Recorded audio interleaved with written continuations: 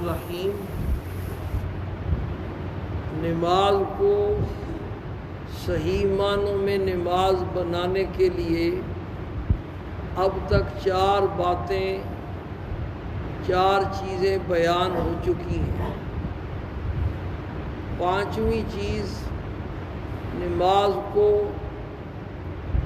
ایک نمبر بنانے کے لیے یہ ضروری ہے کہ نماز جماعت کی نماز کے ساتھ پڑھنے کا اہتمام کیا جائے۔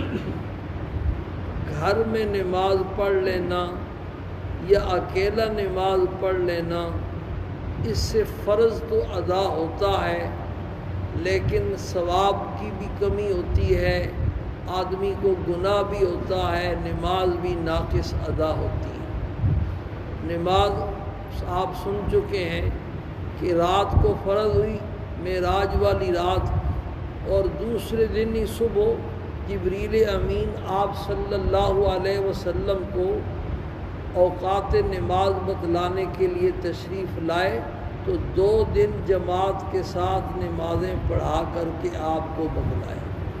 تو نماز بغیر جماعت کے نہیں آئی ہے۔ جب بھی نماز آپ نے پڑھی جماعت کے ساتھ پڑھی۔ آپ صلی اللہ علیہ وسلم سے فرائض کی نماز، فرضوں کی نماز بغیر جماعت کے پڑھنا ثابت ہی نہیں۔ جتنی نمازیں آپ نے اپنی زندگی میں نماز فرض ہونے کے بعد پڑھی ہیں وہ ساری جماعت کے ساتھ آپ نے ادا فرمائی ہیں۔ مدینہ منورہ سے باہر ایک مرتبہ تشریف لے گئے، واپس جب تشریف لائے تو مسجد نبوی میں جماعت ہو چکی تھی، تو گھر تشریف لے گئے اور گھر کی عورتوں کو جمع کر کے ان کو جماعت کے ساتھ نماز پڑھائی۔ اور آخری بیماری میں آپ کا مرض الوفات تقریباً 13 دن جاری رہا۔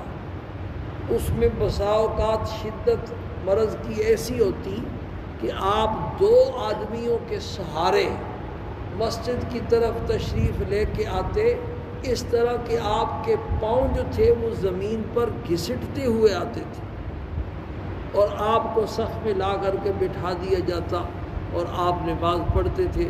کبھی آپ امامت کراتے تھے، کبھی صدیق اکبر کے پیچھے نماز پڑھ لیتے تھے۔ تو جماعت کی جو نماز ہے، اصل نماز وہی ہے کامل، جس کا پورا ثواب بھی ملتا ہے اور بندہ گناہ سے بھی کیا کرتا ہے، بچ جاتا ہے۔ قرآن و حدیث کی تشریح کرنے والے جو 4 امام ہیں جن کی تقلید پر امت کی اکثریت متفق ہے، ان میں امام احمد ابن حنبل رحمہ اللہ کا مسلک یہ ہے کہ جماعت کی نماز فرض عین ہے ہر مرد کے اوپر۔ اس لیے آپ نے حرمین میں دیکھا ہوگا 2 آدمی بھی آتے ہیں تو وہ بھی اپنی جماعت کرا لیتے ہیں۔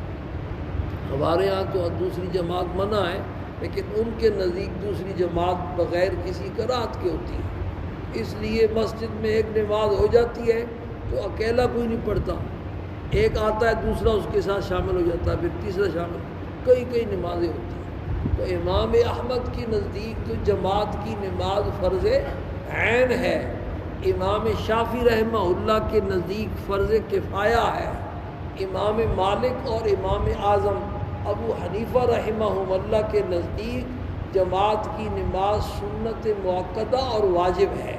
تو جو آدمی بغیر کسی شرعی عذر کے جماعت کی نماز چھوڑ دیتا ہے وہ واجب کا چھوڑنے والا شمار ہوتا ہے اور اس کو واجب کے چھوڑنے کا گناہ ہوتا ہے۔ عذر ہو، مجبوری ہو تو وہ ایک الگ بات ہے۔